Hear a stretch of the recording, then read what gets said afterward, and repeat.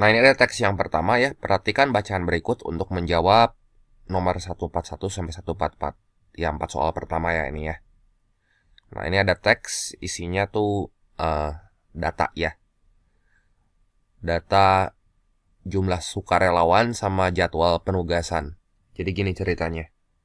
Untuk mengantisipasi bencana yang mungkin terjadi pada musim penghujan di tahun 2024, Badan Penanggulangan Bencana di suatu daerah melakukan kerjasama dengan 3 komunitas. Ada komunitas A, komunitas B, sama komunitas C dengan jadwal penugasan. Komunitas A itu tiap 4 hari sekali, B setiap 3 hari sekali, dan C itu setiap 6 hari sekali. Nah, untuk komunitas A jumlah sukarelawannya 5, kalau B 7, kalau C 12. Badan Penanggulangan, ini harusnya badan ya. Badan Penanggulangan Bencana menetapkan penugasan komunitas A dimulai pada tanggal 3 Juli 2024. Jadi A mulainya 3 Juli. Kalau B itu mulainya 5 Juli sama komunitas C mulainya tuh tanggal 6 Juli. Nah, tiap sukarelawan mendapatkan bantuan biaya transport sebesar 30.000 untuk tiap kali penugasan ya. Nah, pertanyaannya dengan jadwal tersebut, pertanyaannya komunitas A dan B itu akan bekerja bersama untuk kedua kalinya pada tanggal berapa? Nah, kita lihat ya, kalau misalnya komunitas A di sini dia punya jadwalnya itu 4 hari sekali dan mulai tanggal 3 Juli. Ya. Kalau komunitas B itu mulainya tanggal 5 Juli. Nah, jadi selama periode bulan Juli, coba kita lihat untuk komunitas A dulu ya. Ini jadwal kita tulis untuk komunitas A ya. Jadwal buat komunitas A. Tanggal berapa aja nih, kita daftarin aja ya.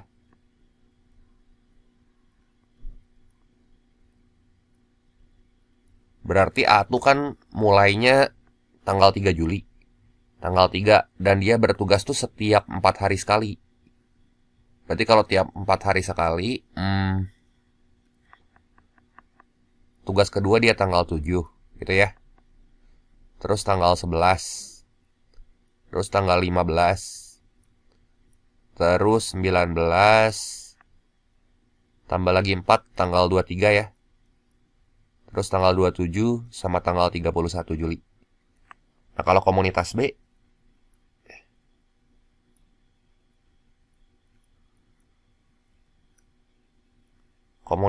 ini berarti dimulainya tanggal 5 ya. Dan dia bertugas katanya setiap 3 hari sekali. Jadi tugas kedua dia tanggal 8. Nah, terus tanggal 11. Nah, dia pertama kali ini ketemu sama si A nih. Ya. Terus tanggal 14, 17, terus 20, terus 23 ya. Nah, kalau B kan itu mulainya tanggal 5 Juli. Ini pertemuan pertama komunitas A sama komunitas B nih. Ya, ini pertemuan pertama. Ini pertemuan pertama. Kalau untuk kedua kalinya berarti pertemuan kedua di mana nih? Ya, tanggal 23 tuh harusnya ya.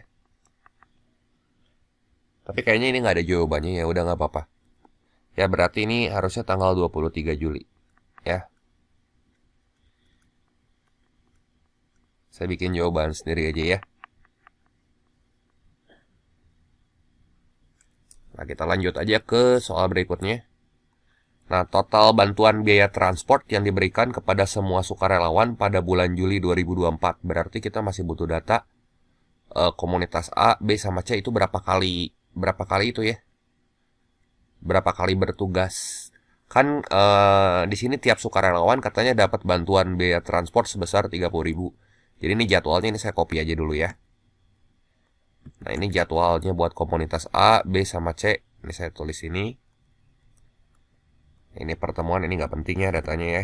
Karena di sini kan yang ditanya total biaya. Nah, kita habisin dulu ya B sampai tanggal 31. Katanya B itu setiap 3 hari sekali ya. Setiap 3 hari sekali. Berarti di sini tanggal 26. Terus ada lagi tanggal 29. Tambah 3 hari lagi udah nggak bisa ya, udah masuk ke Agustus. Kan yang ditanya jumlah sukarelawan, jumlah biaya transport yang diberikan kepada semua sukarelawan tuh di bulan Juli. Nah, kalau komunitas C gimana?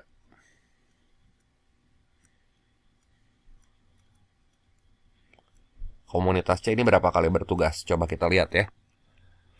Komunitas C itu dia mulainya tanggal 6 Juli. Ya, tanggal 6 Juli 2024. Dan setiap 6 hari sekali. Ya, tiap 6 hari sekali. Jadi mulai tanggal 6 ya. Berarti dia bertugas tanggal 6, terus tanggal 12, tambah 6 hari lagi tanggal 18, terus tanggal 24, dan tanggal 30. Nah, total komunitas A bertugas berapa kali nih? 1, 2, 3, 4, 5, 6, 7, 8 kali bertugas ya. Nah, ini A tuh 8 kali. 8 kali kalau B 1, 2, 3, 4, 5, 6, 7, 8, 9 kali bertugas. Nah, sekarang kalau misalnya komunitas C 1, 2, 3, 4, 5 kali bertugas ya. Nah, bantuan biaya transport yang diberikan kepada semua sukarelawan, kan katanya di sini tiap sukarelawan dapat biaya transport dalam tiap kali penugasan. Nih, baca kalimat yang ini ya. Ini informasi pentingnya. Biaya transport 30.000 tiap kali penugasan. Nah, di sini komunitas A tuh ada 5. Ya. Ada 5 dan dia tuh 8 kali bertugas gitu ya. Jadi si 5 sukarelawan ini nanti dapat bantuan biaya transport untuk 8 kali bertugas. Berarti nanti yang komunitas A coba kita hitung dulu ya semua ya. Total biaya di sini. Nah, ini 8 kali. 8 kali berapa tuh? 8 kali jumlah sukarelawannya. Jumlah sukarelawannya kan ada 5 tuh. Berarti sini 8 kali 5 ya. Nah, yang komunitas B ada 7 sukarelawan. 9 kali bertugas, berarti 9 kali 7. Yang komunitas C tadi ada 12 sukarelawan kan. Ini kali 12. Jadi kalau komunitas A di sini untuk 8 kali bertugas ya dapat biaya transportnya berapa, nanti kita jumlahin aja ya. Terakhir kita kali 30.000. Komunitas A kan di sini ada 8, jadwalnya 8 kali dan ada 5 orang. Berarti ini hitungannya 40 kali itu ya, 40 kali biaya transport. Kalau B di sini 63, kalau C 60. Nah, ini kita tambahin semua nih. 40 tambah 63 tambah 60. Jadi berapa? Ini kalau kita tambahin tuh total ya berarti. Ini berarti biaya. Biayanya dihitung buat 123 tambah 40, 163 ya. 163 kali biaya transport. Nah, ini 163. Jangan lupa si biayanya itu nanti kudu kita kaliin berapa? 1 kali biaya transport tuh tiap kali bertugas untuk tiap sukarelawan kan. Tuh tiap sukarelawan dapat bantuan biaya 30.000 dalam tiap kali penugasan. Berarti ini kita kali 30.000. Nah, ini kalau kita hitung tuh ya udah Rp 4.890. Ya 16 kali 3 aja udah 4,8 kan. Jadi ini saya ngitungnya bisa cepet tuh ya, hitung dari 16 kali 3 aja gitu. Kalau nggak cari 3 sama 3 tuh buntutnya 9. Cari yang angka belakangnya 9 gitu. Ya udah nih jawabannya ya. Jadi opsi yang tepatnya di sini yang E. Kita lanjut lagi ke soal berikutnya. Nah, dengan penjadwalan tersebut banyak hari ketika tidak terdapat sukarelawan yang bertugas selama bulan Juli 2024. Berarti saya butuh data ini lagi dong. Ya, data jadwal. Lihat ya. Kapan sih jadwal di mana si sukarelawannya nggak bertugas gitu ya. Jadi kita lihat jadwal aja. Yang penting kalau metain datanya udah bener ya, ke bawah sih tinggal ngelihat data aja untuk ngejawab pertanyaan. Bisa pindahin ke atas ya. Sebentar. Nah, penjadwalan tersebut banyaknya hari ketika tidak terdapat sukarelawan yang bertugas. Selama bulan Juli, tanggal berapa aja nih? Ini tanggal 1 ya nggak ada. Tidak terdapat sukarelawan yang bertugas, berarti kita tandain aja dulu ya. Tidak ada yang bertugas. Kan Juli itu tanggal 1 sampai 31. Berarti di sini kita daftarin aja di mana nggak ada komunitas yang bertugas. Tanggal 1 nggak ada, tanggal 2 nggak ada. 3 ada ya, 3 mah ada nih 3. Terus 4 nggak ada ya. Nah, 5, 6 ada, 7 ada, 8 ada, 9 nggak ada. 9 nggak ada kan? 10 nggak ada. Ya, 10 nggak ada, 11 ada. 12 ada, tanggal 13 nggak ada. Terus tanggal 14 ada. 15 ada. 16-nya nggak ada ya. 17 ada, 18 ada, 19 ada, 20 ada. 21, 22 nggak ada ya. 21, 22, 23 ada, 24 ada, 25 nggak ada. Ya, 25 nggak ada. Nah ini 26 ada, 27 ada, 28 nggak ada ya. 28 Juli nggak ada kan. Kalau 29, 30, 31 ada. Nah ini berapa hari nih? Kita hitung.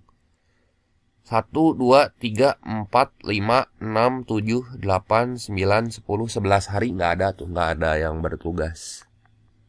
Ya. Jadi, di sini ada nggak tuh si jadwalnya 11 hari? Ya. 11 hari. Ya kan tidak ada yang bertugas. Ini tinggal kita hitung semua. Sebentar ya, ini saya cek dulu. Benar nggak 11 hari? Tuh 2, 3, 4, 5, 6, 7, 8, 9, 10, 11. Ya benar, ini 11 hari ya. Berarti jawabannya ya di sini 11 hari gitu. Jelas ya? Kita cek lagi soal nomor berikutnya. Total bantuan biaya transport untuk sukarelawan dan komunitas B selama bulan Juli dan Agustus ya. Juli dan Agustus ini kalau komunitas B ya. Ini jadwalnya komunitas B itu saya butuh ya. Saya copy aja dulu. Ini untuk Juli ya. Coba kita lihat. Untuk sukarelawan dan komunitas B. Berarti sukarelawan dan komunitas B, maksudnya sukarelawan komunitas B gitu ya. Sukarelawan dan komunitas B ya, komunitas B di sini ya. Berarti kita mulai untuk bulan Agustusnya. Ini kan bulan Juli ya. Ini jadwal komunitas B untuk bulan Juli. Saya pindahin ke bawah. Berapa kali bertugas sih ini bulan Juli? Tuh 2, 3, 4, 5, 6, 7, 8, 9. 9 kali bertugas ya. Ini Juli.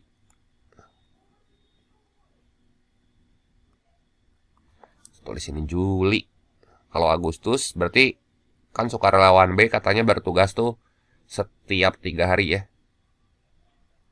Berarti kalau setiap 3 hari 29 tambah 3 itu 32. 32 itu udah masuk ke Agustus. 32 Juli kan nggak ada. Berarti dimulainya 1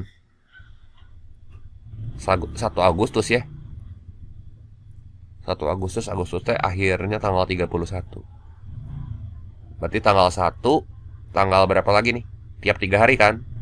Tanggal 4, 7, 11, tambah lagi 3, 14, 17, 20. Gitu ya. Atau 4, oh sebentar. Ini tiap 3 hari bertugas. Ini saya ada salah nih, select di sini. 1, 4, 7, 10.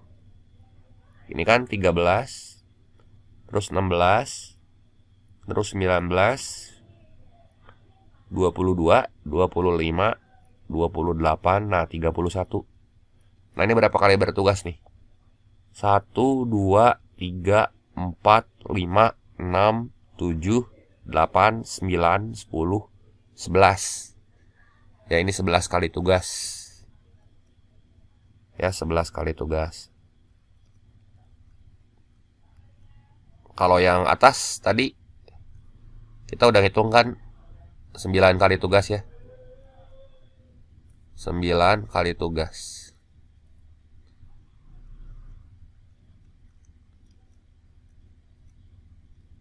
Jadi totalnya komunitas B itu bertugas berapa kali? Komunitas B totalnya 20 kali tugas ya. 20 kali tugas kali jumlah sukarelawan berapa? Jumlah sukarelawannya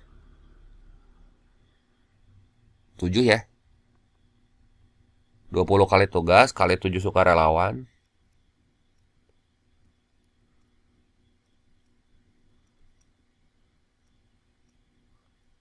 dikali biaya transportnya 30.000 kan.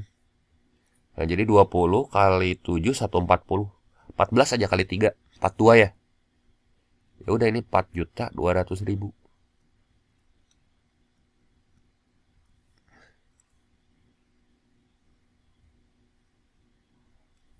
Jadi jawabannya ini yang C ya. Jelas ya. Lanjut lagi ke soal berikutnya. Nah, ini ada bacaan atau teks lagi buat ngejawab soal nomor 5 sampai ke 7, 145 sampai 147 ya. Jadi ceritanya gini, sebuah kereta kuda dia punya 2 roda depan dan 2 roda belakang. Perbandingan radius roda depan dan radius tuh maksudnya ya si jari-jarinya. Itu teh 3:5 gitu ya. Terus untuk jarak sejauh 700 meter, roda belakang kereta perlu berputar sebanyak 500 per kali. Dan untuk 1 kali putaran, waktu yang diperlukan roda bagian belakang, itu adalah 5 detik. Nah sekarang yang ditanya radius jari-jari roda depan. Ya. Buat nyari jari-jari roda depan gimana nih? Ini datanya apa aja sih yang dikasih tahu? Coba kita daftarin aja dulu ya. Jadi di sini perbandingan radiusnya berarti jari-jari roda depan, ya kan, depan banding belakang. Itu teh 3:5.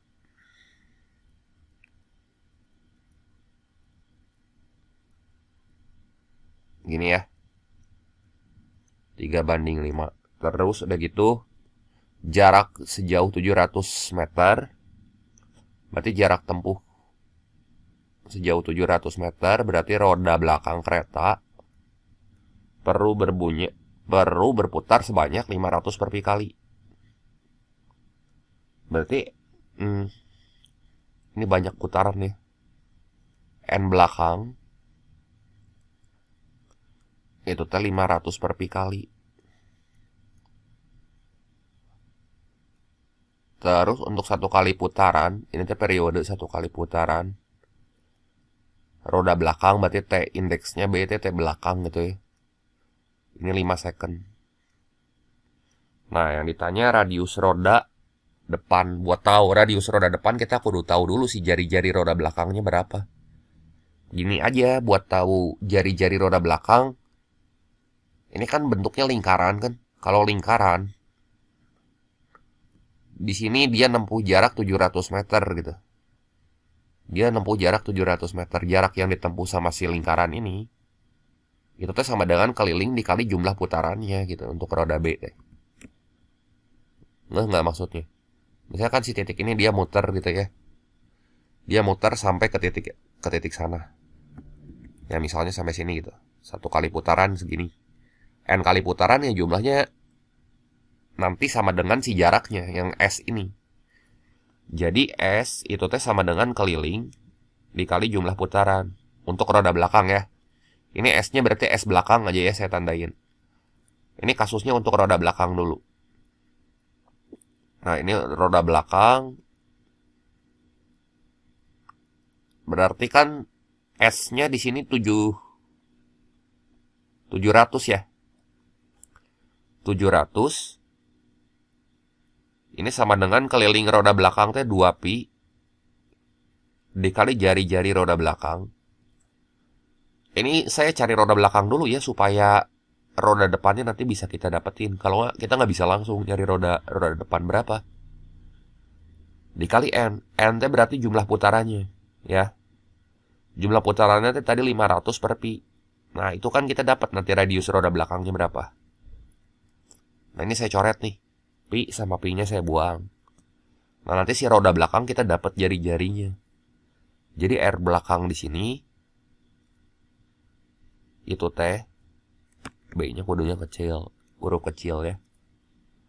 Sama dengan 7 dibagi 2 kali 500. 7 dibagi 1000. Nah gini ya. Satuannya meter. Ya kan? 500 per pi. Oh, 500 per pi. Oke. Ini benar ya. 500 per 7 per 1000 meter. Ini roda belakang.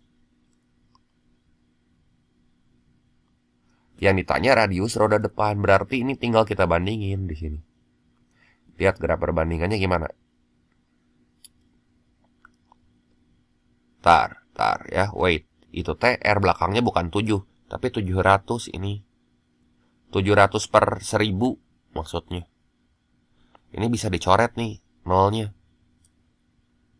Jadi R belakangnya itu teh 7 per 10 meter. 0,7 meter tuh berarti 70 cm. Nah, R belakang sama dengan 70 cm. Sekarang untuk roda depan ya. Berarti kalau roda depan, sekarang kita mau cari roda depan, gampang aja kalau kita udah tahu jari-jari roda belakang, caranya tinggal kita bandingin di sini. R depan saya tulis ini ya. Ini R depan tuh R indeksnya depan. Banding R belakang.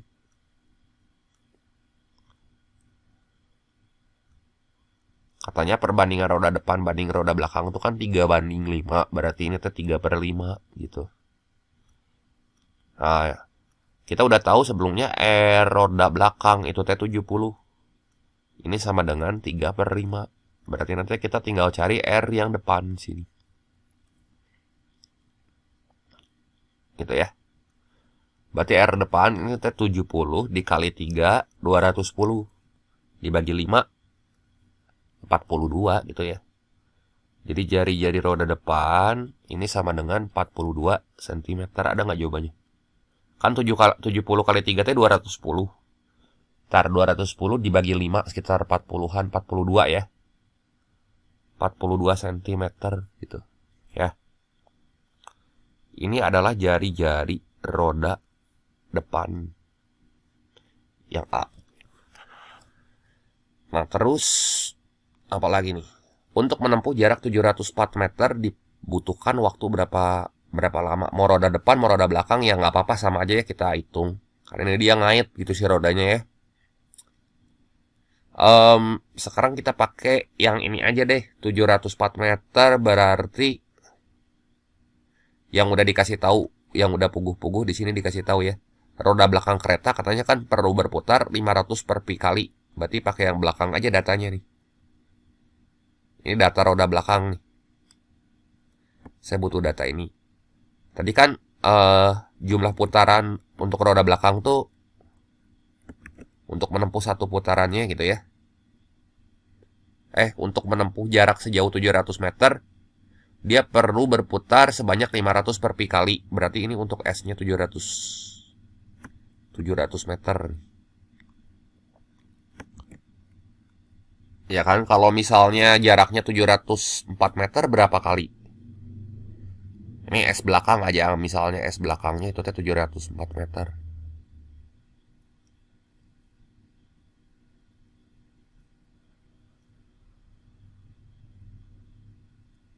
Yang ditanya waktunya berapa kali. Nah, berarti yang ditanya di sini untuk menempuh jarak. Jarak teh hubungannya sama kecepatan dan waktu itu gimana nih? Ntar. Jarak itu teh sama dengan kecepatan kali waktu. Yang ditanya waktu. Berarti waktu itu adalah jarak dibagi kecepatan, ya nggak? Jaraknya mah udah tahu di sini. Ya, saya tulis dulu SB-nya ini. 704 meter. Kita pakai yang 704 meter ya, karena yang data itu mungkin untuk bantuan aja sih. Yang atas ini kan yang dikasih tahu sama soal. Nah, berarti jaraknya udah tahu 704 meter. Nah, si kecepatan putarannya berapa? Kecepatan putaran teh berarti di sini tinggal omega kali R aja. Kan V itu kecepatan putar roda, S dibagi V T berarti omega kali R. Omega T 2pi kali frekuensi gitu. Atau 2pi dibagi periode. Kalau di fisika masih ingat nggak di sini ya? Kalau kita punya periodenya 5 putaran 5 second ya untuk satu putaran, berarti kecepatan sudutnya kan di sini tinggal 2pi dibagi periode. 2pi bagi T. T-nya berapa? Periodenya T 5, jadi 2pi per 5 gitu. Nah, radius roda belakang berapa tadi? R belakang kita udah tahu nih. R belakang sebelumnya 70 cm ya. Ini 70 cm gitu ya. Jadi nanti kita dapat V yang belakangnya berapa? Ya. V yang belakang berapa nanti ini kita nggak usah pakai yang ini, langsung aja tuh. V yang belakangnya itu teh berarti omega kali R kan. Ini harus S belakang dibagi V belakang gitu. Jadi omega kali R. Ini teh 2 omega kali R-nya, sorry bentar.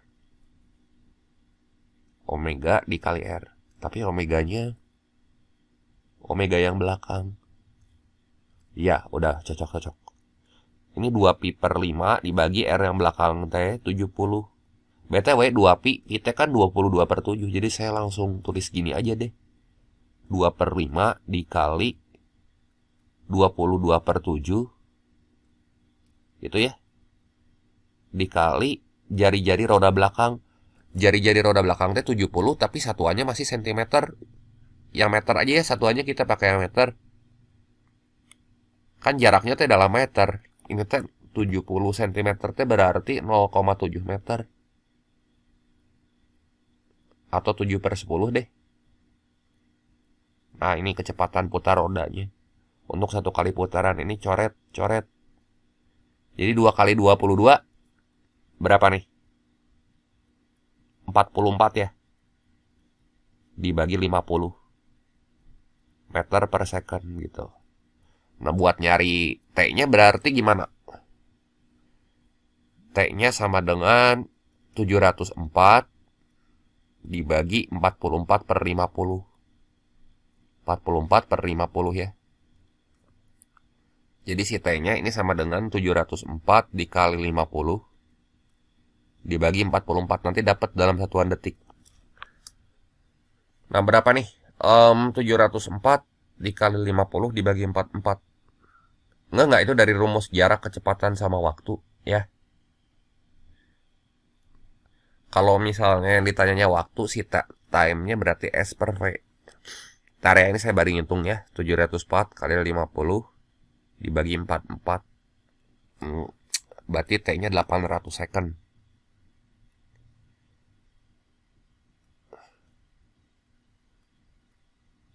Jadi ini teman-teman kita perlu ingat tuh rumus ini aja, V sama dengan omega kali R. Ini 1, terus ini 2 pi per T ya. Ini yang perlu diingat. Terus sama S sama dengan V kali T. 3 rumus ini yang dipakai. Begitu. Ya ada fisikanya lah sedikit gitu ya. Kan di gerak melingkar kita udah pernah belajar. Ya kecepatan sama dengan 2 2 pi per T, 2 pi per periode dikali jari-jari gitu aja. Nah, 800 second teh berapa menit? Ntar, ini teh 704 meter. Saya cek ulang ya, ini 704 dikali 50 dibagi 44, 800 second. Kalau 800 second mah kayaknya nggak akan mungkin jadi 2 menit ya.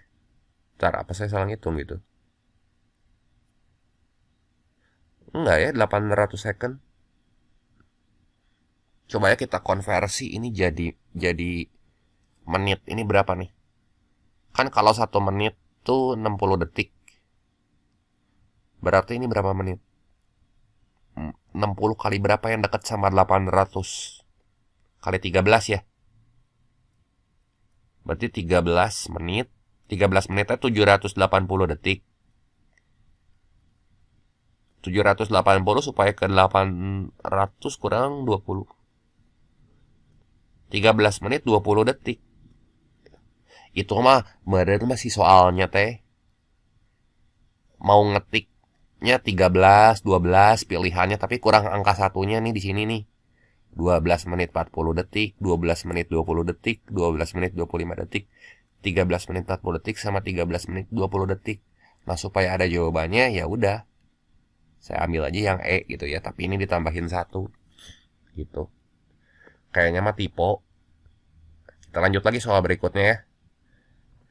Nah, misalkan P itu adalah titik pada roda depan yang bersentuhan dengan tanah sebelum kereta kuda bergerak.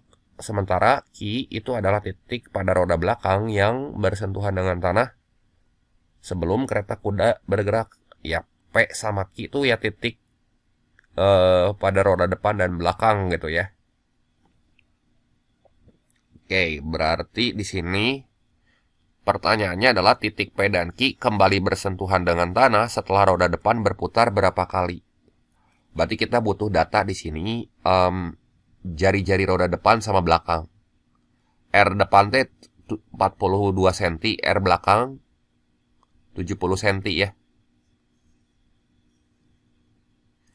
Oke, jari-jari roda depan. Saya tulis dulu ya. Jari-jari roda depan 42 cm.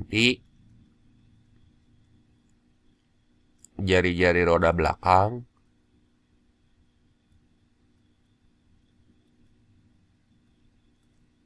itu teh 70 cm.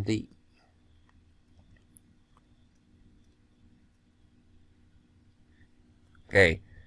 Titik P dan Q kembali bersentuhan dengan tanah setelah roda depan berputar berapa kali. Berarti ini kudu dilihat dari kelilingnya ya. Nah, jadi kedua titik itu akan kembali menyentuh tanah bersamaan saat jarak yang ditempuhnya itu KPK dari ini. Dari keliling kedua roda. Kebayang gak sih? Kan bentuk si kereta kudanya teh kayak gini. Ntar ya, saya mikir dulu ini gimana ya. Ini berarti roda belakang. Roda belakang teh 70 kan? Iya gak sih? 3:5. Kayak roda depan sama roda belakang. Ini kayak gini. Roda belakang, ini roda depan. Ini kayak gini. Titik P itu titik pada roda depan yang bersentuhan dengan tanah. Ini P ya. Misalnya ini P. Terus radius roda depannya berapa tuh? 42 katanya ya. 42. Ya, ini 42 deh. Terus titik Q adalah titik pada roda belakang yang bersentuhan dengan tanah. Ntar ya, ini saya ilustrasiin gini dulu biar kebayang gitu. Kan kalau misalnya ujuk-ujuk kita nyari kenapa kita nyari itu ya KPK dari kelilingnya, teman-teman nggak kebayang kenapa gitu. Nah ini Ki ya, titik pada roda belakang yang bersentuhan dengan tanah sebelum kereta kudanya bergerak. Nah ini tuh sebelum gerak gitu. Ini 70 nih jari-jarinya.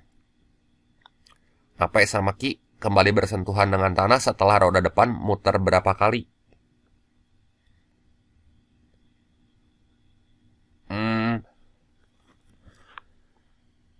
Jadi gimana nih? Kita tinggal bandingin aja ini KPK-nya berapa ya dari kelilingnya gitu. Coba kalau roda depan ya, berarti keliling yang ditempuh sama roda depan sama roda belakang, atau si jaraknya teh kudu sama. Oke, ini keliling yang roda depan aja, kelilingnya teh kan 2 PR. Berarti keliling dikali jumlah putaran, jarak yang ditempuhnya sama gitu begini nih. Titik P dan Q kembali bersentuhan dengan tanah ya, jarak yang ditempuhnya kudu sama.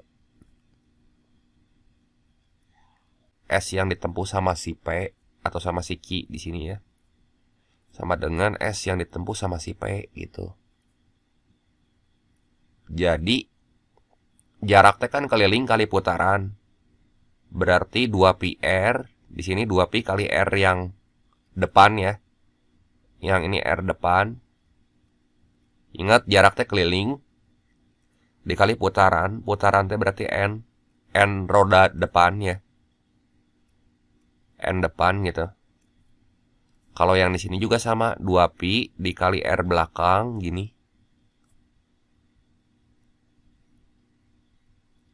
Belakang dikali N belakang gitu ya. N belakang. Aduh ini gak muat ya. Sorry. Ya kan jarak yang ditempuhnya kudu sama. Pertama kali sama kapan gitu. Ya setelah dia bergerak gitu dari tanah. Nah ini saya coret ya, 2 pi sama 2 pi nya. Berarti R belakang, R belakangnya kan 70 tuh. 70 dikali yang putaran roda belakangnya berapa tuh? Nggak tahu nih, belum ya, N belakangnya belum tahu.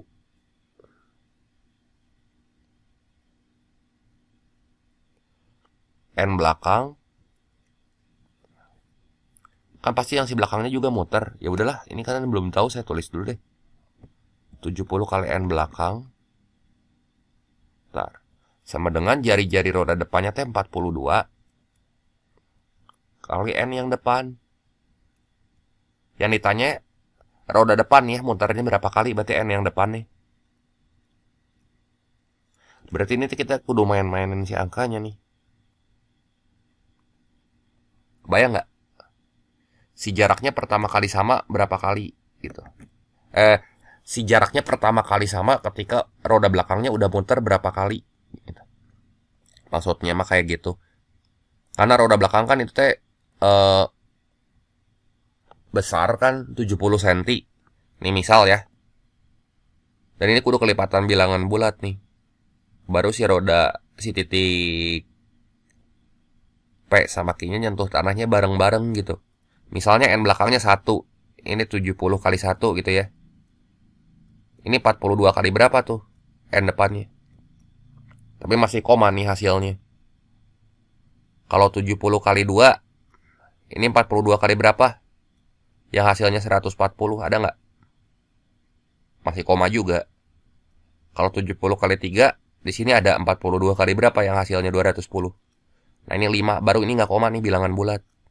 Jadi ketika roda belakang teh muternya 3 kali, roda depan muternya 5 kali gitu. Nggak maksudnya gimana? Ya, jadi si roda belakang, dia kudu muter dulu 3 kali.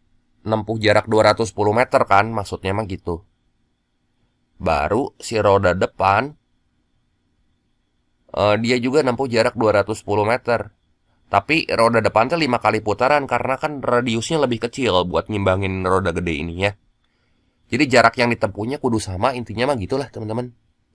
Dan yang karena yang ditanyanya di sini itu titik pada roda ini setelah roda depan berputar berapa kali ya, titik pada roda depan ya, berarti N depan yang ditanya, berarti yang ini nih jawabannya yang 5 kali. Jadi ini jawabannya kudu ya yang D itu. Nah selanjutnya teks yang ketiga ini buat soal nomor 8 sampai 10 ya. Soalnya di sini tuh ditandai dengan nomor 148 sampai 150. Ceritanya gini ya, sejumlah mainan ini berbentuk kubus dengan volume 1000 cm kubik, artinya setiap rusuk mainan tuh 10 cm ya. Ini akan diangkut dengan menggunakan mobil box yang memiliki ukuran ruang penyimpanan panjang kali lebar kali tinggi adalah 4 meter kali 2,5 meter kali 1,5 meter ya. Jadi di sini untuk ukuran boxnya ya, data-data pentingnya kita tulis dulu ya. Ukuran box penyimpanan ya. Itu T 4 meter. 4 meter itu ya 400 cm. Ya 400, kita ubah dalam senti ya. Kali 2,5 meter itu berarti 250 cm. Dan 1,5 meter itu berarti 150 cm gitu. Nah rata-rata waktu yang dibutuhkan untuk memasukkan 75 mainan itu adalah 1 menit. Ini ukuran box ya. Kalau ukuran mainan tadi berapa? Di atas ini ukuran mainan dulu deh, kita tulis. Ini ketinggalan ya. Ukuran mainan atau dimensinya gitu ya. Ukuran mainan itu kan volumenya 1000 ya. Kalau volumenya 1000 berarti ukurannya teh 10 kali 10 kali 10 gitu si rusuknya. Nah rata-rata waktu yang dibutuhkan untuk memasukkan 75 mainan tuh 1 menit 60 second ya. Dan biaya pengangkutan tiap mainan itu 250. Nah, berarti ini kecepatan untuk masukin mainan 75 mainan setiap 1 menit. Jadi gimana nih ya nulisnya? Jadi kecepatannya V-nya ya. V-nya tuh berarti 75 mainan dalam 1 menit berarti 75 per 60 gitu ya. Ini dalam satuan mainan ya. Ini 75 mainan setiap detik. Nah ini data-data yang diperlukan ya. Atau data-data yang dikasih tahu.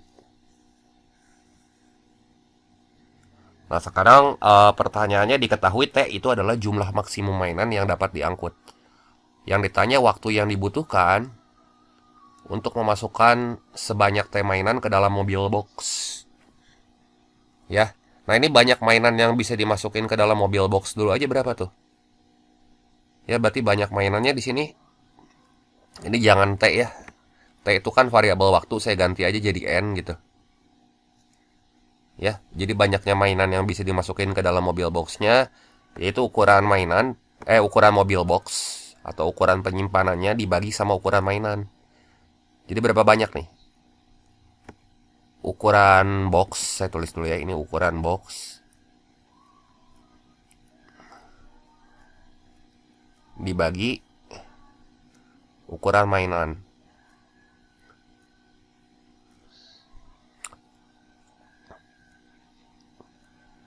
Nah, ukuran boxnya teh kan 400 dikali 250. Volumenya ya berarti ya. Kali 150 dibagi 10 kali 10 kali 10 gitu. Ya. Jadi ini berapa banyak mainannya? Nah, ini kita coret aja ya. Nolnya semua. 40 kali 25 kali 15.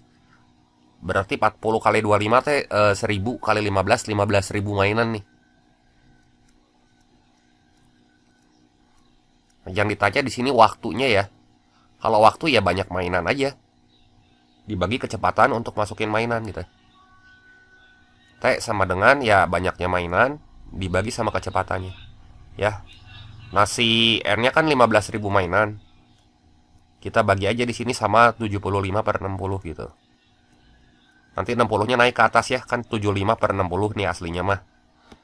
Jadi nanti si 60-nya naik ke atas kayak gini. Nah, 150 bagi 75 itu kan 2 nih. Ini 2 nih saya coret gitu ya. Nah, jadi 200 kali 60 berapa? 200 kali 60 ya udah 200 kali 60 aja sih sebenarnya karena ditanya di dalam menit nih. 1 menit kan 60 detik. Ini kan satuannya detik nih.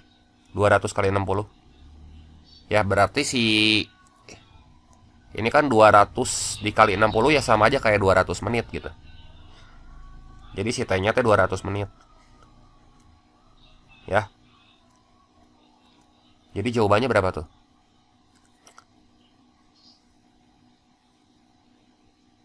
T-nya 200 menit tuh ya yang B ya. Nah, ini kita butuh data ini nih. Ya. Soal yang ke-149, jika pada bagian dasar box diletakkan balok yang berukuran 200 cm kali 150 cm kali 100 cm, nah jumlah maksimum mainan yang dapat diangkut berapa? Nah, ilustrasinya ini kayak gini ya. Itu tadi si boxnya teh ukurannya 400 kali 250 sama kali 150 ya. Kan ukuran si boxnya mah, si box penyimpanan ini 4 meter tuh berarti ini 400. Terus lebarnya 250. Si tingginya 150. Ya. Nah, terus ditaruh balok di sini. Ini baloknya sama saya dikasih warna kuningnya. Nah, kalau ukuran mainannya berapa? 1000, volumenya kan 1000 cm kubik, artinya si dimensi mainannya teh 10 kali 10 kali 10.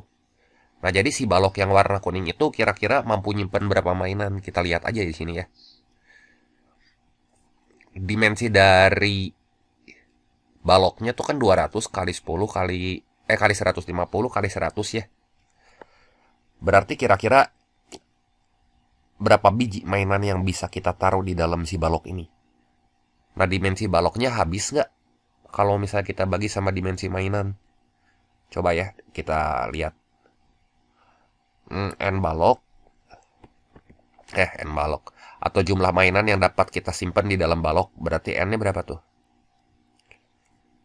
Ukuran si baloknya teh kan 200 dikali 150 dikali 100.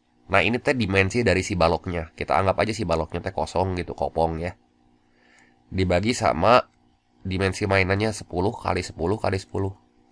Nah, ternyata ini teh dimensi mainan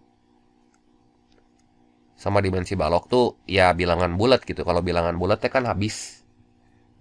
Berarti tinggal kita kurangin aja si volume yang besar dikurangi volume yang kecil, atau volume si box penyimpanan ini dikurangi volume baloknya gitu. Jadi ini N-nya berapa nih? 20 dikali 15 dikali 10, 3000 mainan ya yang dapat disimpan di dalam balok. Kebayang nggak kalau misalnya si balok yang kuningnya tuh kosong, kita teh bisa nyimpan 3000 biji mainan di sini. Nah, tadi sebelumnya ya, kalau misalnya kita lihat box penyimpanannya, kita kan udah punya data ini. N yang pertama nih ya. Ini yang si box.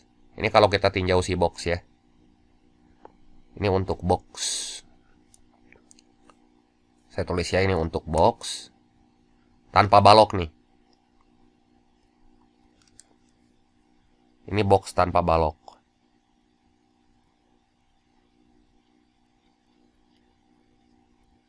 Itu tuh 15.000 mainan. Nah, box tanpa balok teh kita bisa nyimpan 15.000 mainan. Nah, sekarang kalau misalnya untuk balok itu segini.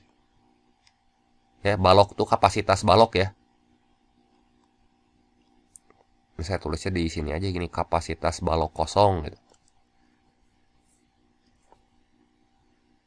Ini kapasitas balok kosong.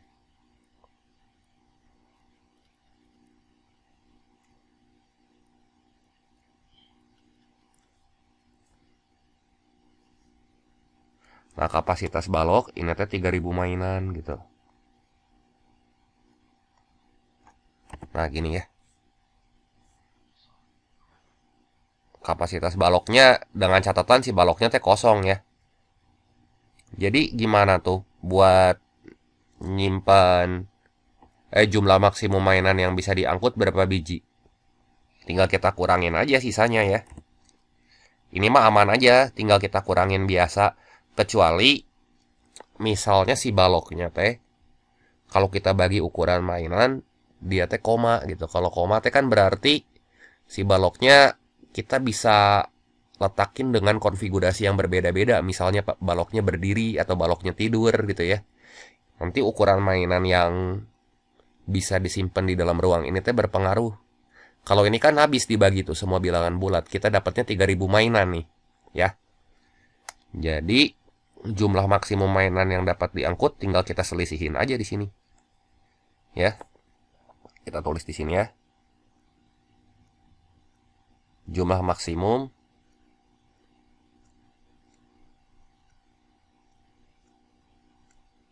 mainan yang dapat diangkut. Selisihnya berapa tuh? 12.000 gitu.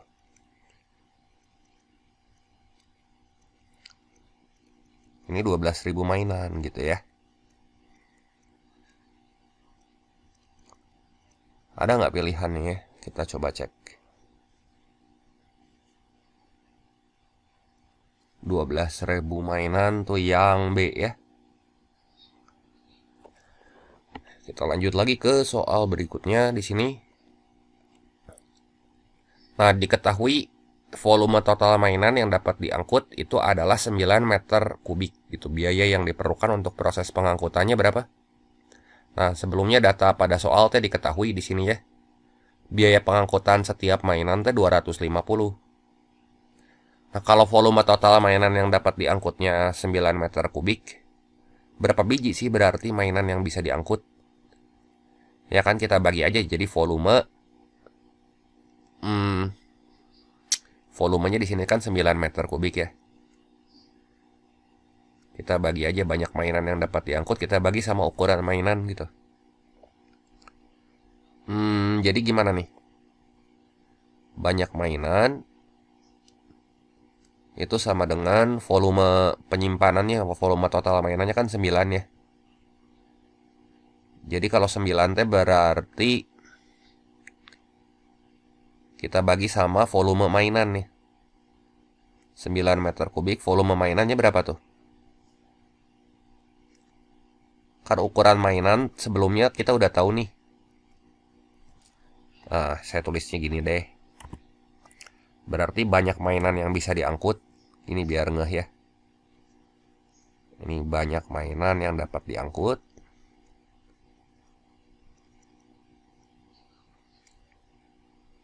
Nah, banyak mainannya. Dengan volume total berarti kita bagi aja nanti volume total dibagi volume mainan.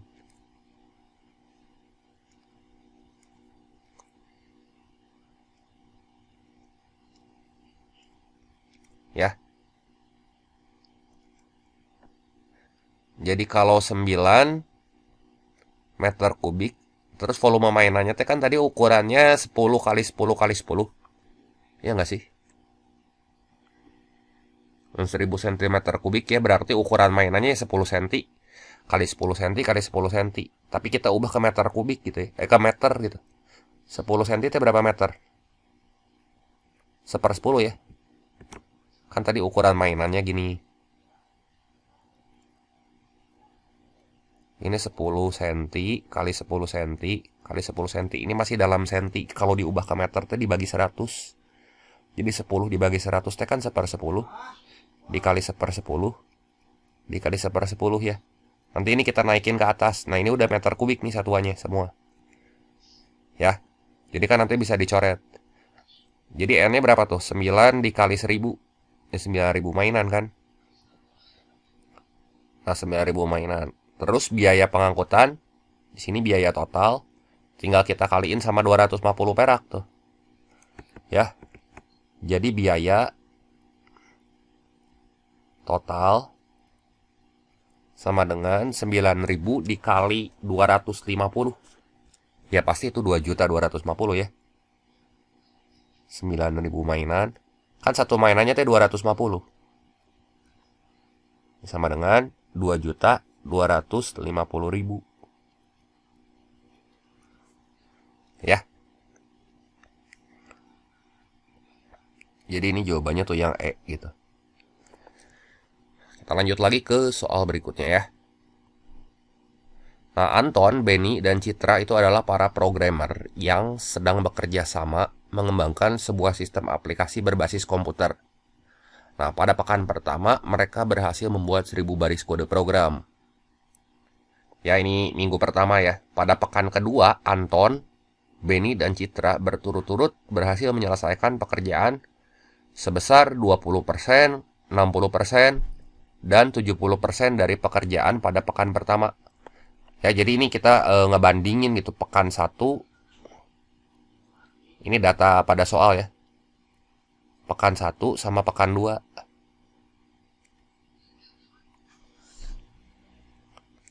Nah, ini pekan 1, ini pekan 2 gitu ya. Misalnya ini Anton ya. Pekerjaannya tuh A, pekan 1. Kalau Benny tuh B gitu. Terus kalau Citra tuh C. Ya. Ini banyak pekerjaan yang bisa diselesaikan Anton, saya tulisnya A.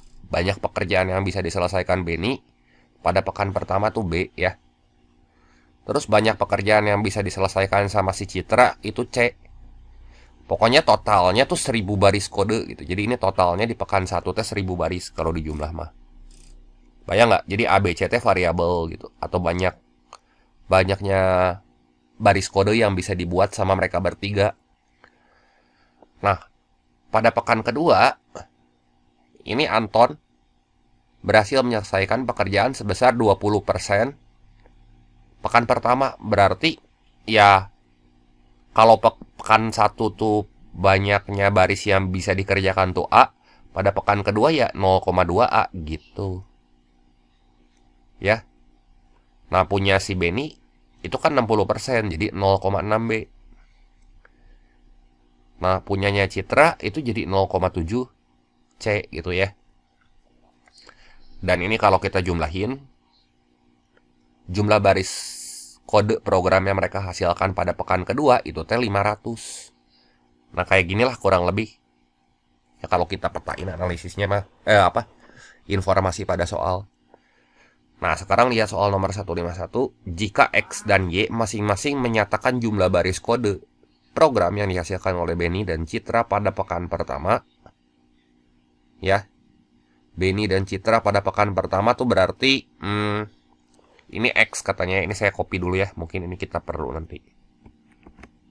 Ya. Persamaan yang tepat untuk menyatakan hubungan antara X dan Y. X dan Y, sebentar. Menyatakan baris kode program yang dihasilkan oleh Benny. Jadi Benny itu X, Citra tuh Y gitu ya. Pada pekan pertama. Nah, ini X nih. Benny itu X. Saya tulis ini ya. Citra tuh Y. Persamaan yang tepat untuk menyatakan hubungan antara X dan Y. Gimana nih? Ya udah dari pekan 1 aja coba kita lihat ya. Anton ditambah Benny itu berarti X ya. Ditambah Citra tuh berarti Y. Di pekan 1 teh sama dengan 1.000 gitu. Nah, gini. Nanti kita tuh kudu menyatakan Y dalam X. Nah, kalau pekan kedua gimana? Pekan kedua teh berarti 0,2 Anton ditambah 0,6 Benny. Nah, si B-nya teh kita ganti sama X lagi. Jadi 0,6X. Gitu ya. Ditambah 0,6 Y. 0,7 C ya. Jadi si B sama C ini kita ganti sama variabel XY gitu. Itu teh sama dengan 500. Nah, kita kan mau nyatain Y dalam variabel X. Nah, caranya gimana nih? Berarti variabel yang kudu kita buang teh si variabel A-nya. Karena kan di sini kan kita nggak tahu nih variabel Anton teh atau banyaknya baris yang dibuat sama si Anton teh nggak terlibat di sini. Jadi kita kudu eliminasi si A-nya berapa gitu. Jadi A-nya gimana nih? Dari persamaan satu aja. A-nya sama dengan 1000 dikali 1000 dikali lagi 1000 dikurangi dalam kurung X plus Y gitu ya. Nah, ini variabel A. Nanti kita substitusi coba ke persamaan kedua nih. Jadi kita udah dapat variabel X dan Y doang. Nah, kita substitusi ke persamaan kedua maksudnya. Ya. Kan kita udah tahu nih, A-nya teh 1000 dikurangi dalam kurung X plus Y. Nah, ini saya masukin ke persamaan yang kedua sini. Jadi 0,2 ini kita kali 10 aja ya biar enakin gitu ngitungnya. 0,0, gini kan gak enak. Kali 10 semua. Jadi 2A tambah 6X tambah 7Y sama dengan 5000. Ini ya. Baru nanti si A-nya kita ganti sama yang 1000 dikurangi X plus Y gitu ya. Jadi 2 dikali 1000 dikurangi X plus Y. Gini. Gitu ya. Ditambah 6X tambah 7Y sama dengan 5000. Nah, jadi gimana nih? 2000 dikurangi 2 kali X ya. Jadi 2X. Terus minus 2Y. Tambah 6X tambah 7Y. Sama dengan 5000. Nah, gini ya. Nah, udah deh beresin aja persamaannya. Jadi gimana nih? Ini saya ke atasin ya. Biar mahi tempatnya. Nih. 6X dikurangi 2X berapa? Pelan-pelan aja ngitungnya ya. Jadi 4X. Terus ini minus 2Y ditambah 7Y jadi plus 5Y. Gitu ya. Sama dengan, nah si ini 2000-nya nanti pindah ke sana nih. Satuin sama 5000 pindah ke kanan. Jadi ini 3000 gitu. Nah, itu kan si pilihan gandanya mintanya dalam bentuk Y sama dengan. Jadi ini tuh kita buat jadi 5Y sama dengan 3000 dikurangi 4X gitu. Nah, lihat si huruf Y itu masih nempel sama angka 5 kan di sini. Ya enggak? Huruf Y itu masih nempel sama angka 5. Jadi masing-masing ruas kita bagi 5 gitu. Jadi ini si Y-nya kita bagi 5 masing-masing ruas tuh. Jadi berapa tuh? 3000 dibagi 5 teh 600 dikurangi 4 bagi 5 itu teh 0,8X gitu ya. Nah, gini. Ada nggak jawabannya? Ini yang E ya. Nah, oke, kita lanjut lagi ke soal berikutnya. Nah, soal 152 ya. Jika perbandingan jumlah kode program yang dikerjakan Benny dan Citra pada pekan pertama itu teh 5:2. Ya, ini 5:2. Kode program yang dikerjakan Benny pada pekan tersebut berapa? Nah, ini kayak gini ya. Sorry, kita butuh data ini nih. Saya copy lagi aja. Ini pekan 1 sama pekan 2. Terus kan kita udah dapet nih hubungan antara Benny sama Citra. Kebetulan yang ditanyanya Benny sama Citra lagi kan. Tuh ya. Dari soal yang 151 ini X dan Y masing-masing menyatakan jumlah baris kode program yang dihasilkan oleh Benny dan Citra pada pekan pertama. Jadi lumayan ini bisa ngebantu nih. Yang ditanya di sini kan kode program yang dikerjakan Benny pada pekan pertama juga tuh. Ya jangan kebalik aja netepin si variabel-variabelnya di sini. Yang ditanya jumlah kode program yang dikerjakan Benny pada pekan tersebut. Benny teh kan X ya. Kalau Citra teh Y gitu. Yang dikasih tahu perbandingan jumlah kode program yang dikerjakan sama Benny dan Citra teh 5:2. Ya, artinya Benny-nya 5 ya. Si X-nya teh saya ganti aja di sini. Jadi 5:2 tuh kalau perbandingan saya pakai variabel lain aja jadi 5M gitu.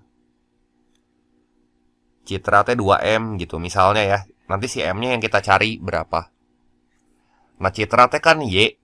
Jadi 2M di sini sama dengan 600 dikurangi 0,8 kali X. X-nya teh berarti 5M gitu.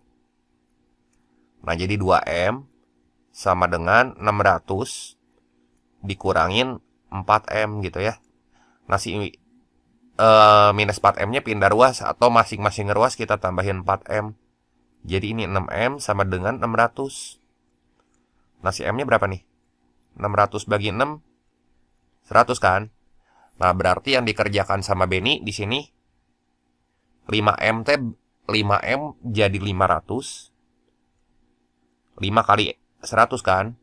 Yang dikerjakan sama si Citra di sini 2 dikali 100, 200 gitu. Yang dikerjain Anton berapa?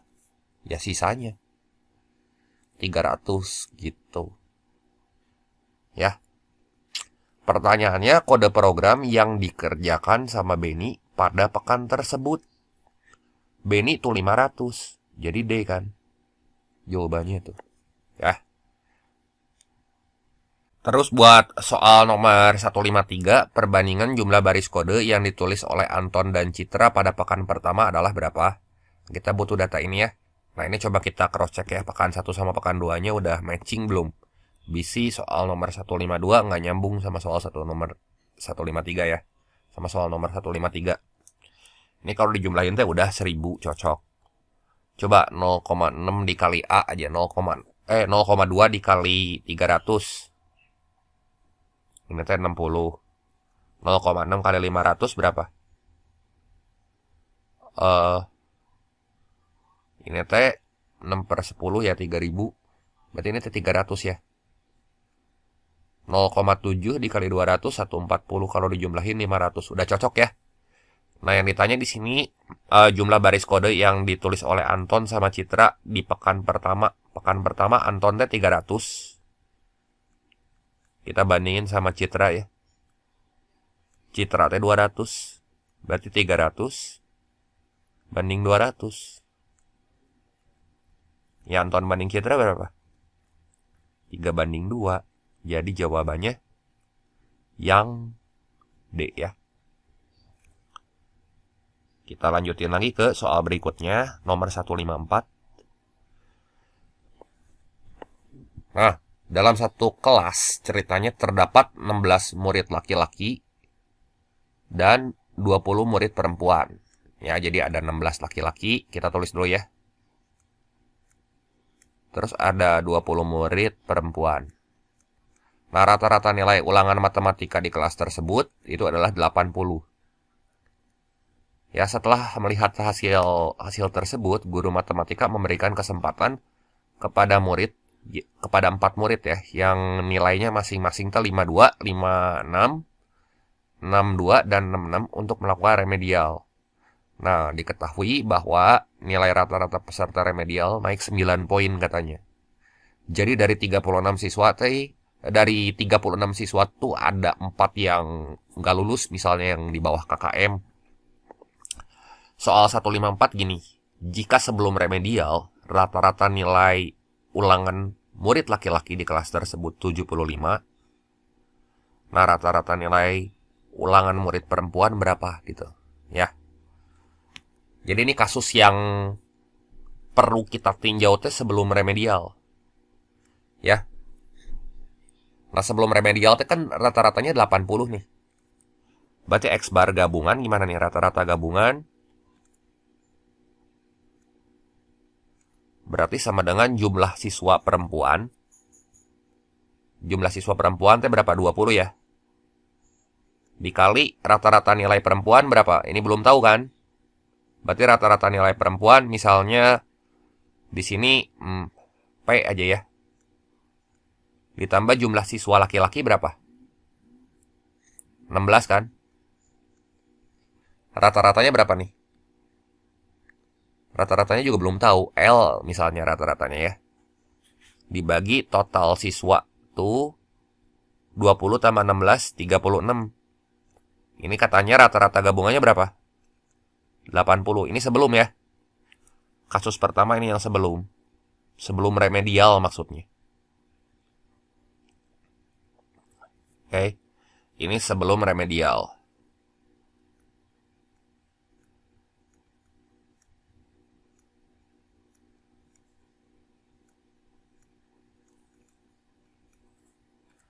Oh, kalau yang sebelum remedial di sini kan rata-rata nilai ulangan murid laki-lakinya 75, berarti udah bisa langsung kita cari ketang yang ini ya.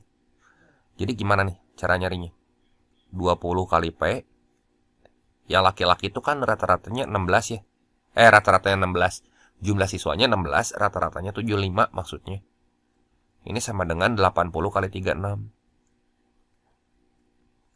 Nah, gitu ya. Gimana nih biar gampang nih ngitungnya ya, kita bagi 4 semua deh. Ini bagi 4, 5. Ini bagi 4 berapa? 4. Ini bagi 4, 20 ya. Jadi 5P ditambah 4 kali 75 itu kan 300. Sama dengan 720. Jadi 5P di sini sama dengan berapa? 720 dikurangin 300 itu teh 420. Jadi rata-rata nilai perempuannya di sini 420 aja bagi 5. 84 ya.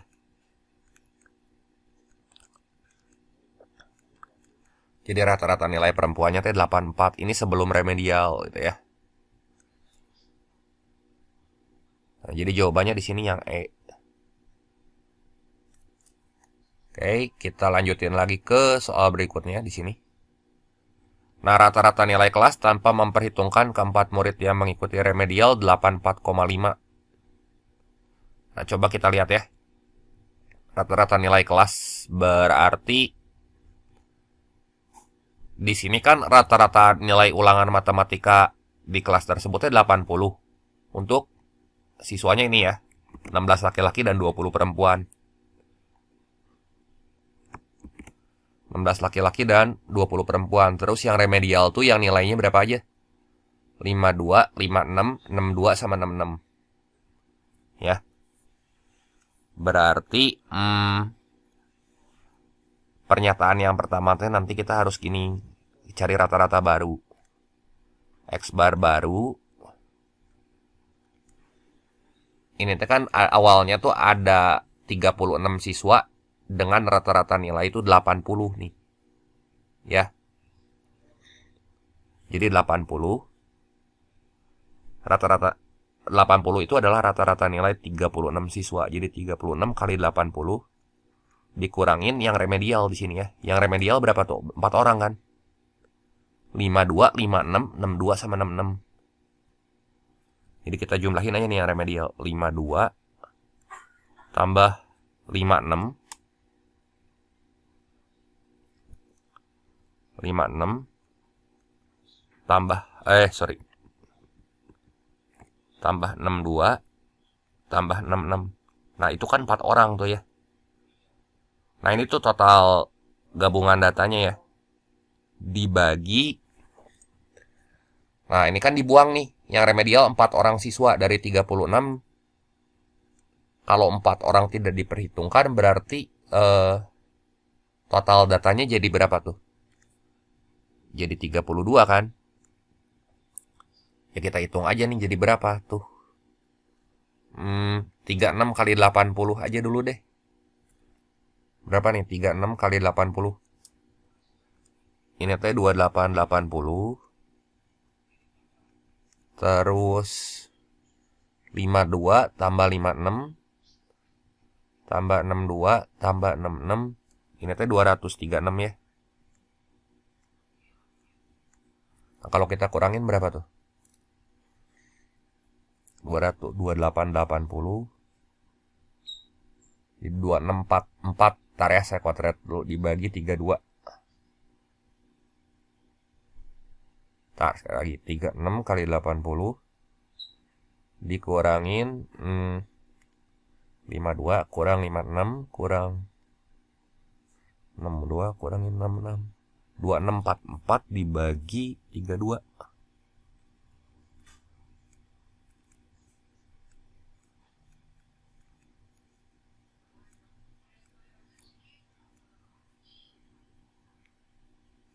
...82,625 rata-ratanya. Nah, satu salah teh 3 pasti salah biasanya. Ya, jadi salah tuh. Nah, tapi kita cek aja dulu ya. Yang kedua, sebelum remedial, rata-rata nilai ulangan murid yang mengikuti remedial adalah 58. Ya. Ini sebelum remedial. Itu kan kita udah jumlahin semua tuh ya. Yang remedial total datanya tinggal kita bagi 4 tuh ya. Jadi teh X barnya di sini sama dengan 52 ditambah 56 ditambah 62 tambah 66 kita bagi 4. Nah, tadi kan kita udah hitung di atas. 236 dibagi 4 berapa tuh? 236 dibagi 4 teh 59 rata-ratanya. Wah, ini mah pasti 4 saja aja jawabannya. Ini salah ya. Coba jangkauan data nilai murid yang mengikuti remedial adalah 15. Nah, nomor 3 jangkauan ya. Jangkauan teh berarti yang maksimal dikurangi yang minimal. Di sini maksimalnya berapa tuh? 66. Minimalnya 52. Kan nilai murid yang mengikuti remedial aja. Jadi di sini teh 66 dikurangi 52. Kalau kita hitung teh 14. Benar nggak? Salah tuh, bukan 15 kan? Benar kan? Satu salah 3 pasti salah. Nah, yang keempat, setelah remedial, nilai rata-rata ulangan seluruh murid jadi 81. Ya, setelah remedial. Katanya setelah remedial tuh naik 9 poin semua. Ya udah, kalau misalnya setelah remedial kan naik 9 poin tuh. Jadi yang keempat, kita ngitung rata-rata barunya gimana nih? Ya, ini sesudah remedial.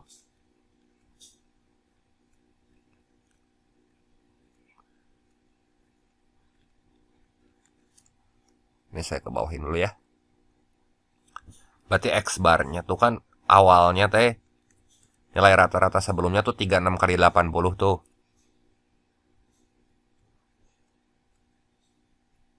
Nah, setelah remedial nilai rata-ratanya si keempat siswa itu tuh naik 9 poin.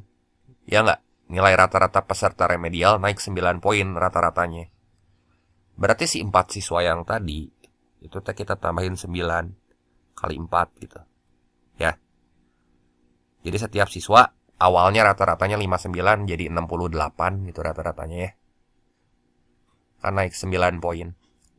Dengan kata lain, ya ini si total datanya masing-masing kita tambahin 9 aja gitu. Ya ini tetap kita bagi sama 36 gitu. Kan 36 siswa ya. Jadi ini berapa nih? Ini 36 coret aja nih ya. Coret, ini coret gitu ya, bagi 36 masing-masing. Jadi 80 tambah 1. Ini 81 kan. Nah, ini benar kan 81. Jadi 4 saja tuh yang benar. Ya. Kita lanjut lagi ke soal berikutnya. Nah, soal nomor 156 akan dipilih pengurus inti kelas yang terdiri dari 4 murid. Gitu ya. Maka carilah nilai kebenaran pernyataan di bawah secara berurutan. Yang pertama nih, banyaknya cara memilih sehingga semua pengurus inti merupakan murid perempuan adalah 96, 90. Ini awalnya ada 16 laki-laki dan 20 perempuan. Pengurus inti kelas yang terdiri dari 4 siswa ini kasusnya baru lagi nih. Banyaknya cara memilih sehingga semua pengurus inti merupakan murid perempuan. Ya. Perempuan kan ada 20. Dipilih 4. Jadi gimana nih? Pernyataan pertama itu berarti 20 C4 gitu. Dari 20 cara memilih ya. 20 dipilih 4, jadi 20C4. Nah, gimana nih hitung nih? Berarti 20 faktorial dibagi 4 faktorial dikali 20 kurang 4 16 faktorial gitu. Jadi ini 20 kali 19 kali 18 kali 17. Nah, 16 faktorialnya nanti dicoret ya.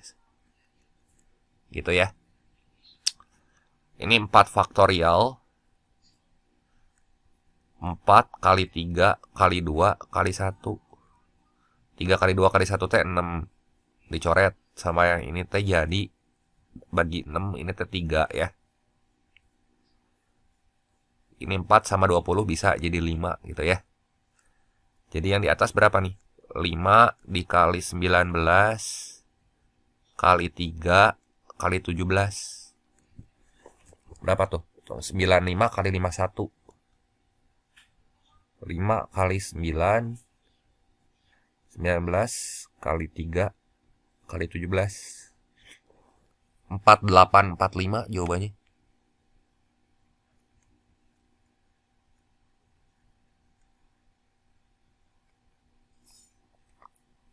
Jadi ini benar atau salah? Salah ya. Kudunya 4845. Kan pengurus inti kelasnya tuh buka kayak ketua, wakil, sekretaris. Jadi ini kudu pakai kombinasi. Urutan tuh nggak diperhatikan gitu ya. Jadi ini 4845. Yang kedua, ini cara memilih nih. Kalau urutan nggak diperhatikan, kita pakai kombinasi. Banyaknya cara memilih sehingga semua pengurus inti merupakan murid laki-laki. Nah, laki-laki berarti laki-laki teh kan ada 16 siswa.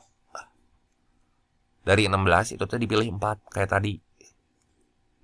16C4 teh berarti 16 faktorial dibagi 4 faktorial dikali 16 kurang 4 teh 12 faktorial ya. Coba kita hitung dulu di sini ya. Ini teh 16 kali 15 kali 14 kali 13 kali 12 faktorial. Coret yang ini. Nah, ini 4 kali 3 kali 2 kali 1. Nah, ini 4 sama 16 bisa dibuang juga. Nih, saya pakai biru aja deh. Ini jadi 4. Terus ini 3 sama 15 bisa dibuang. Ini jadi 5. Ini juga bisa dibuang jadi 7. Jadi berapa nih? 4 dikali 5 dikali 7 kali 13. Jadi 20 kali 7 itu 140 dikali 13. 1820. Jawabannya cocok. Cocok nggak? Ya benar nih. Terus ini saya kebawahin dulu. Banyaknya cara memilih sehingga terdapat tepat 2 murid laki-laki sebagai pengurus inti. Nah, ini kemungkinannya ya. Kalau 2 murid laki-laki teh bisa gini. Bisa 2 laki-laki, tepat 2 murid laki-laki ya. Berarti 2 murid laki-laki dan 2 murid perempuan. Gitu ya. Mau nggak mau kan mau dipilihnya tuh 4 murid gitu ya. Dipilihnya 4 murid. Berarti 2 laki-laki sama 2 perempuan. Jadi laki-laki tuh dari 16 dipilih 2, perempuan dari 20 dipilih 2 gitu. Nah, jadi gimana nih? 16C2 dikali 20C2 gitu ya. Jadi ini teh 16 faktorial. Ntar ini saya rada kebawahin sedikit ya ini. 16 faktorial dibagi 16 kurang 2 teh kan 14 faktorial. Kali 2 faktorial. Yang ini 20 faktorial dibagi 18 faktorial kali 2 faktorial gitu ya. Jadi ini 16 kali 15 kali 14 faktorial. Coret sama yang ini. Ini 20, 19, 18 faktorial. Coret juga. Nah, ini 2 faktorial teh 2 sama 16 coret teh jadi 8. Jadi ini 8 ya. 8 kali 15 kali yang ini coret lagi 10. kali 10 kali 19. Berapa tuh? 120 dikali 190 8 22 800 22.800 cara. Betul nggak ini jawabannya? Nah, betul ya. Jadi salah benar-benar nih jawabannya. S, B, B gitu ya. Kelas ya. Soal 157. Akan dipilih pengurus inti kelas yang terdiri dari 4 murid. Oke. Peluang kelas ada murid perempuan sebagai pengurus inti. Nah, biar gampang ya. Ngitung peluangnya gini aja. Peluang kelas itu ada murid perempuan. Berarti peluangnya tuh gini. Kan itu 4 murid. Bisa 1 laki-laki, 3 perempuan. 2 laki-laki, 2 perempuan. 3 laki-laki, 1 perempuan. Ya. Atau 4-4-nya perempuan gitu ya. Nah, kalau peluang kelas murid ada murid perempuan, biar gampang hitungnya, itu pakai komplement aja. Jadi 1 dikurangi tidak ada perempuan. Tidak ada P gitu ya. Tidak ada perempuan. Berarti gimana nih? 1 dikurangin. Ini kan jumlah siswa laki-laki sama perempuannya tuh kita tahu nih. Tuh. 16 siswa laki-laki dan 20 perempuan. Jadi gimana nih?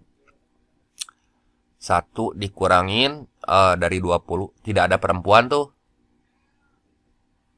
Berarti laki-laki semua ya.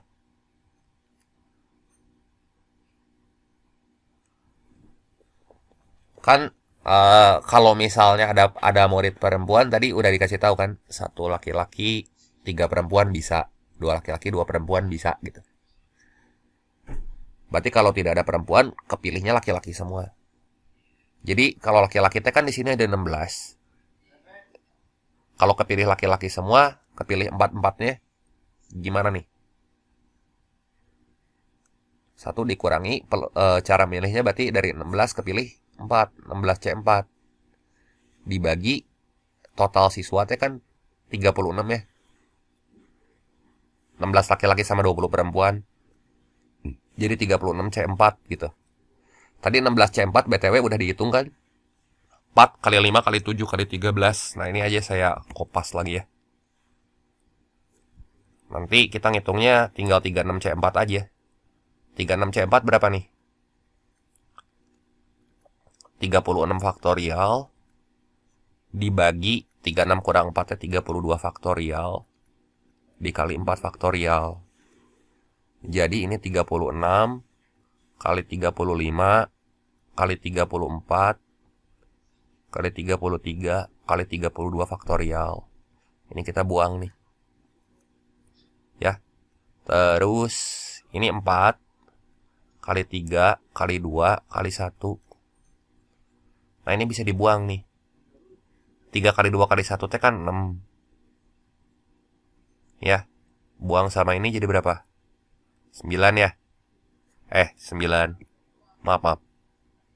Jadi 6. Terus ini 4. 4 bagi 2. Ini bagi 2 teh kan 2. Ini bagi 2 3. Bagi 2 1. Ini bagi 2.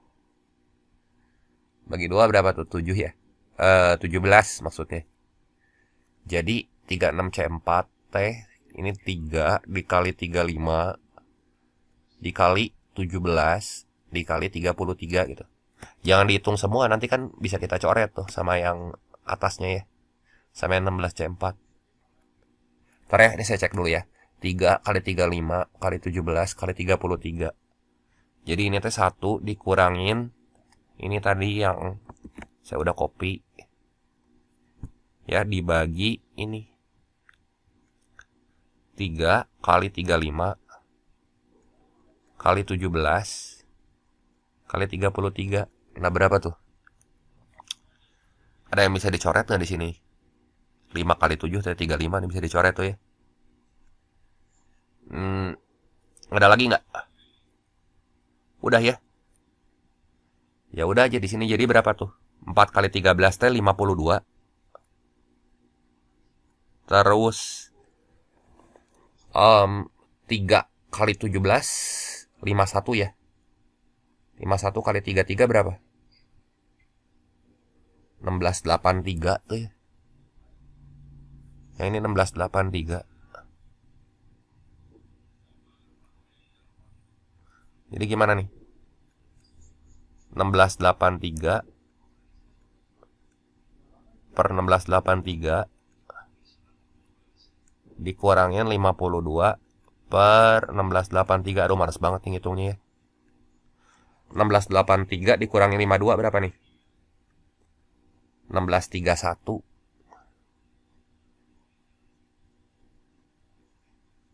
dibagi 1683.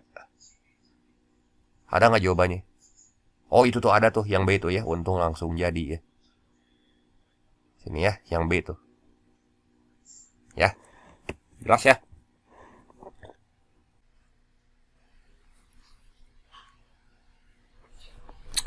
Nah, sekarang ini teks yang terakhir ya untuk soal nomor 158 sampai 160. Berarti soal nomor 18 sampai 20 ya.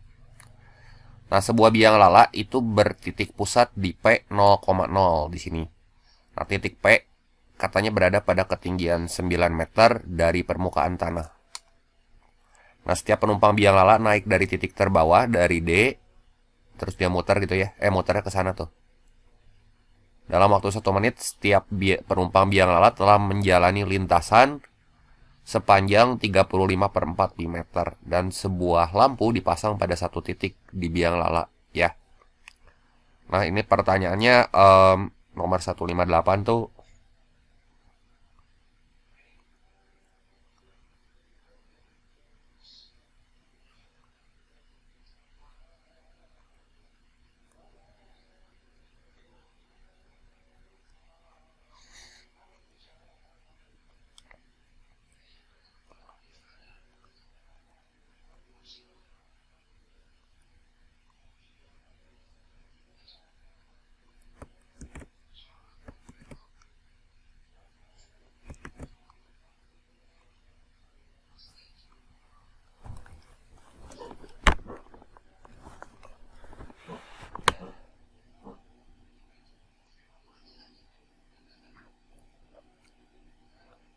Nah, ini teks terakhir untuk soal nomor 158 sampai 160. Ceritanya gini. Sebuah biang lala bertitik pusat di P 0,0. Titik P itu berada pada ketinggian 9 meter dari permukaan tanah. Nah, setiap penumpang biang lala naik dari titik terbawah dari D, dia muternya ini berlawanan jarum jam ya. Nah, dalam waktu 1 menit, setiap penumpang biang lala telah menjalani lintasan sepanjang 35/4 meter.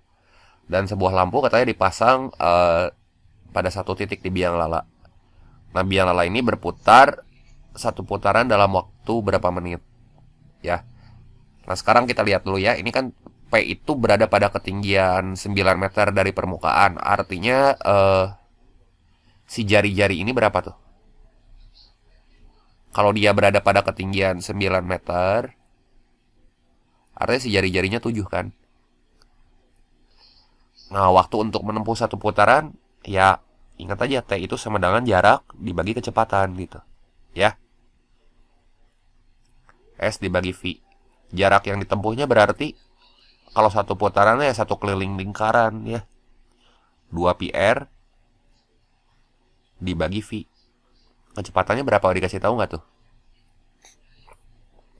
Ini dalam waktu 1 menit. Setiap penumpang biang lala telah menjalani lintasan sepanjang 35/4 meter. Berarti itu nanti jadi kecepatan tuh ya. Jadi kita bisa tulis gini ya. T sama dengan 2πr dibagi V. Berarti 2π dikali jari-jarinya T 7. Terus kalau kecepatan T kan jarak dibagi waktu. Yang jadi jaraknya ini 35π/4 dibagi 1 menit. Kita bagi aja, berarti kita bagi aja sama 35π/4 ya. 35π/4 gitu. Jadi gimana nih hitung T-nya? Ini satuannya menit ya nanti. Nah ini nanti pi sama pi-nya bisa dicoret. Terus 7 sama 35-nya juga bisa dicoret. Jadi ini 5-nya gini ya. Jadi si T-nya teh sama dengan berapa nih? 2 dikali 4 dibagi 5 gitu ya. Jadi 2 kali 4 nya kan 8. 8 bagi 5 1,6 ya. 1,6 menit. Nah 0,6 menit berapa detik tuh? 0,6 menitnya berarti kan 0,6 dikali 60. Berarti ini 1 menit ditambah 0,6 menit tuh kita ubah ke detik ya. Jadi ini 0,6 dikali 60. Berapa nih? 36 ya. Ya udah berarti di sini T-nya 1 menit 36 detik deh.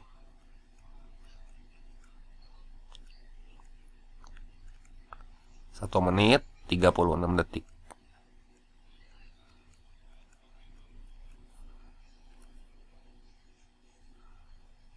Jadi 158 ini jawabannya yang D ya. Kita lanjut lagi ke soal berikutnya.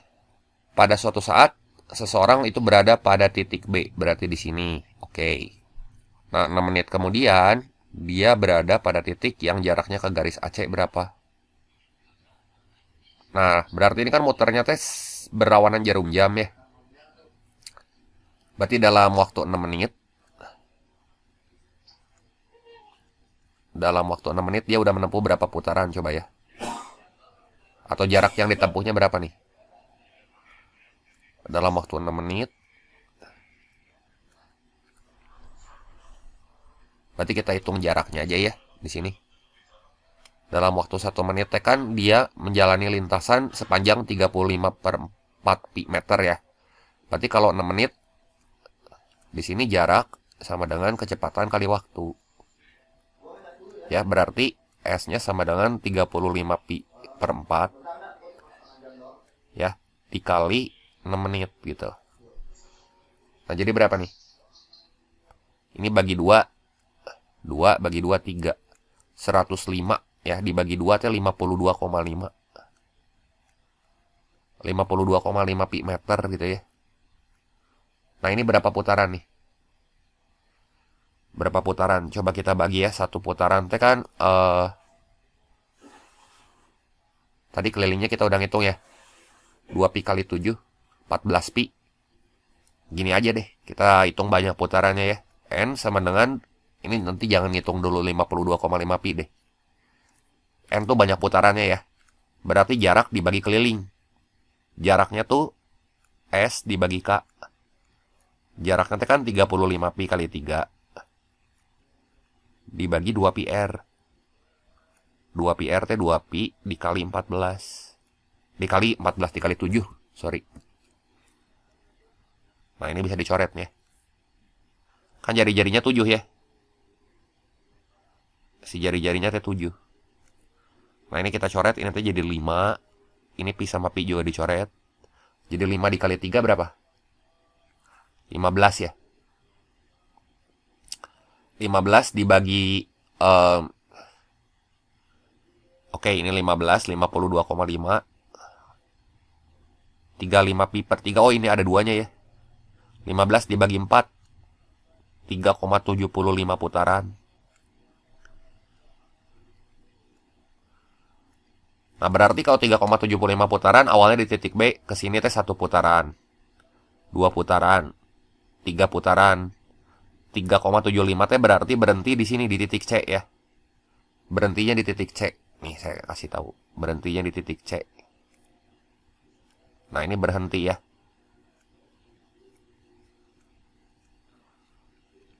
Berhentinya di titik C. Ngerti nggak? 3,75 putaran teh berarti dia muterinya 3 kali putaran ditambah 0,75 kali putaran gitu. Ini saya gambar aja deh. Nah, ini 1 putaran. Ya, anggaplah 3 putaran berarti ya 3 lingkaran gitu kan. Nah, 3 lingkaran gini. 1 putaran, 2 putaran, 3 putaran. Nah, 3 putarannya nanti dia berhenti di sini. Di 3/4 lingkaran tuh.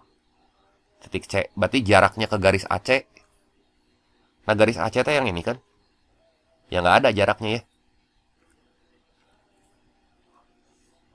Berarti di sini jarak ke garis AC itu 0 meter. Jarak ke garis AC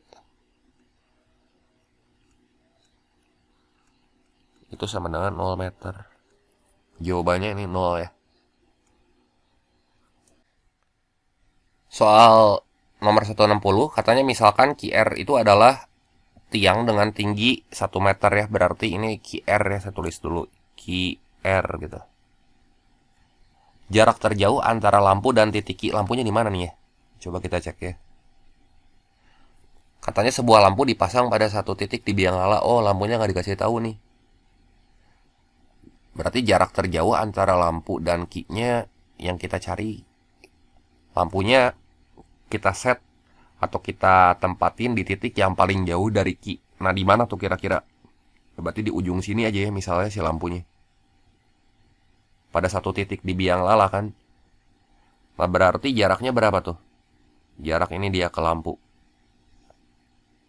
Nah, gini kan. Nah, lihat gerak. Ini kan segitiga siku-siku nih kalau misalnya kita terusin mah. BTW jari-jarinya tadi 7 ya. Nah, ini kayak gini ya. Nah, ini tuh segitiga siku-siku tuh. Jari-jarinya kan 7 nih. Berarti 7 ditambah 1 meter berapa? Ini tuh 8 meter segini.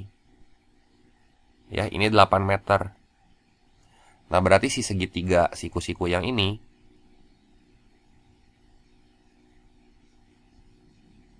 sisi miringnya bisa kita cari itu. P ke Q berapa? Nah, misalnya lampunya kan terjauh tuh di sini gitu. Berarti jarak P ke Q tinggal Pitagoras aja.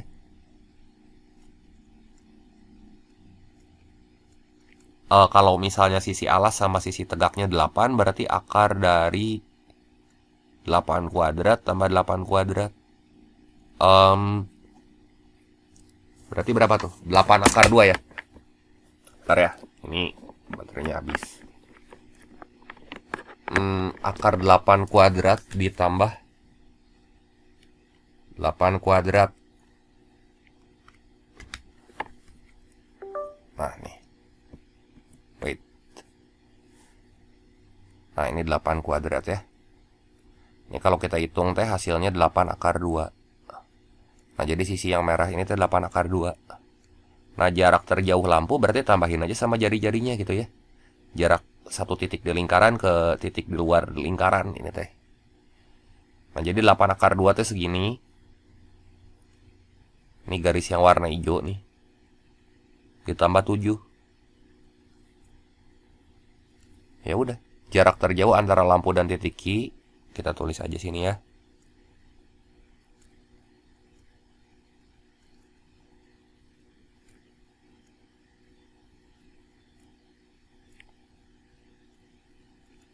Tinggal kita tambahin 8 akar 2 ditambah 7. Ada nggak jawabannya? Oh, 7 tambah 8 akar 2 tuh dibalik sama dia. Jadi jawabannya di sini T yang B ya. Jelas ya?